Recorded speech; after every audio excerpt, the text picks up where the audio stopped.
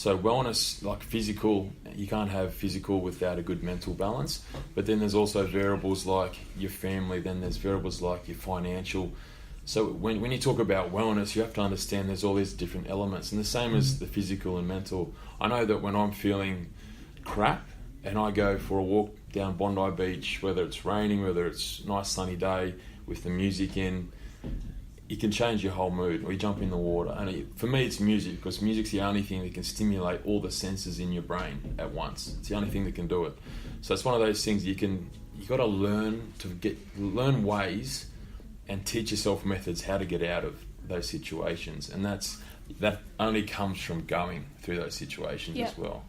But you've got to make an effort. You have to do it to try and find these ways to pull yourself out of it. Yeah, I'm telling like our clients all the time who do struggle with mental illness and mild cases, and I say to them, find, like you just said, find what works for you, because what works for me is different. We all go through some sort of there's no cookie cutter. Anxiety or stress and all of that 100%. Sort of thing. And there is no cookie cutter. You've got to find what resonates with you. You know what I mean? So I guess you've got your routines as well. Yeah, it's such a good point what you just made, because it's like I say to people, it's like writing a nutrition program, but you're writing it for every single person. It's the exact same one. That's like a wellness thing. Your wellness is different to mine. What makes you happy might be different to what makes me happy. What I'm passionate about is different to yours. So you got to work out, and that's the most difficult thing, and that's the most exciting thing. Is that yes, in Australia we're talking more about depression and anxiety and addiction and all these things, but we're also we're still trying to lift the stigma. But at the same time, there's different reasonings behind why all this is happening, and the conversations.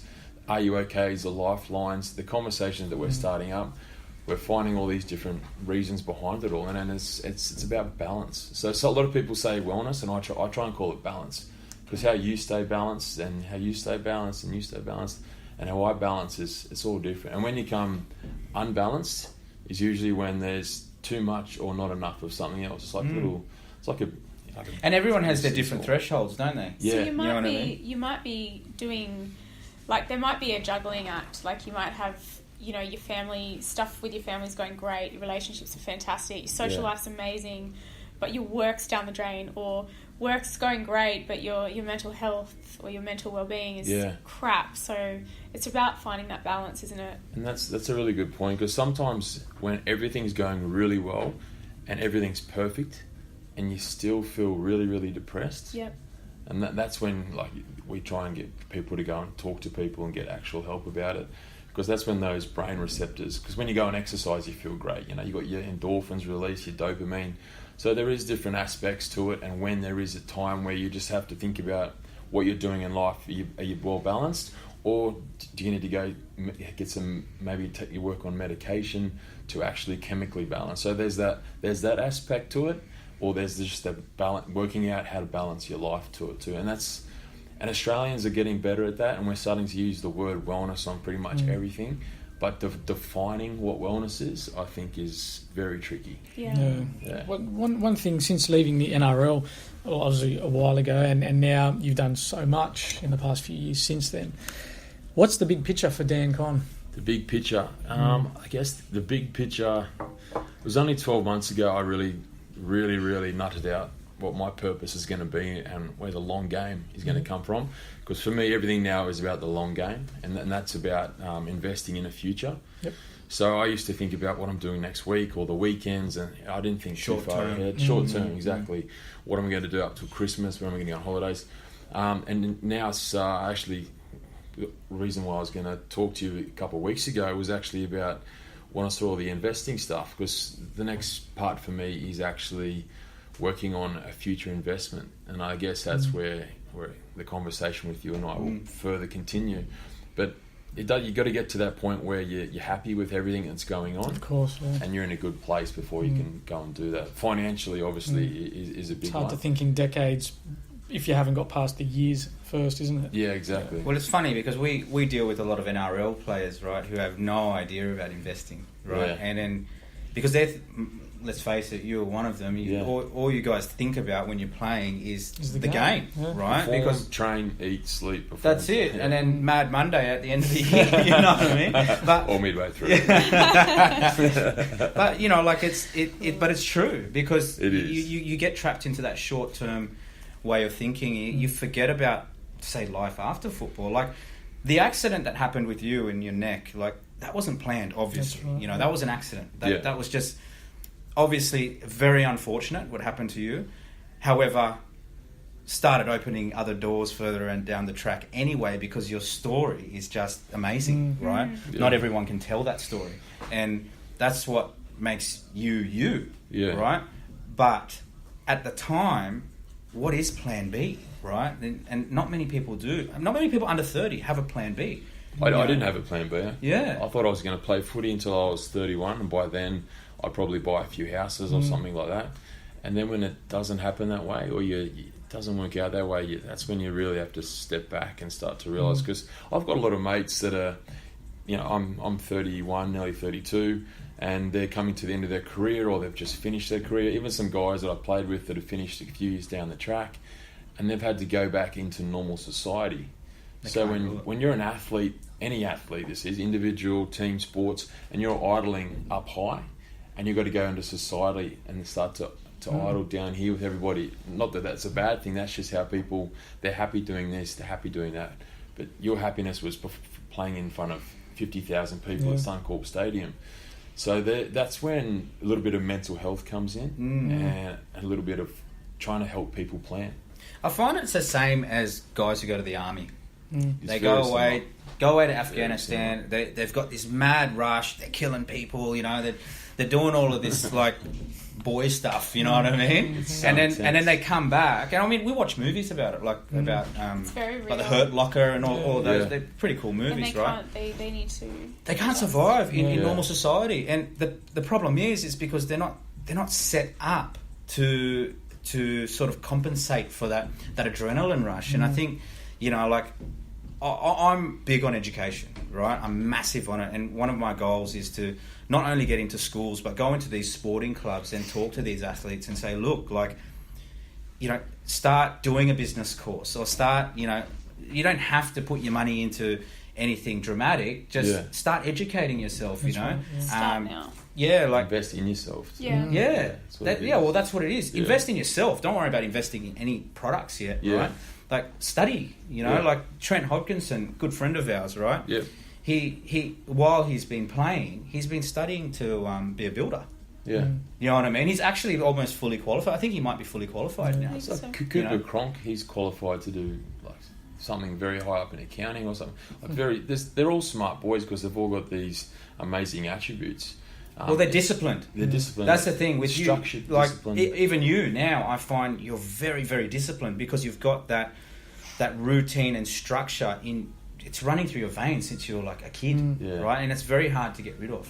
It is. You know I what I mean? think it's impossible. When I was 15, you used to get a piece of paper and it'd have, okay, with breakfast, our first session, then you're going to have a break, then you have a stretch, then your lunch, afternoon session. It's like a school roster. Yeah, so you didn't Gotta have follow to. You it. didn't have to think about much, and you had an accountant that does your tax. Yeah. So when I was 26, 27, and someone said, "Have you done your tax?" and I was like, "Tax?" I thought that there's a guy that does that, some magical guy that my manager told me about, and then I don't have a manager anymore, and I'm thinking, oh, I wonder who's gonna.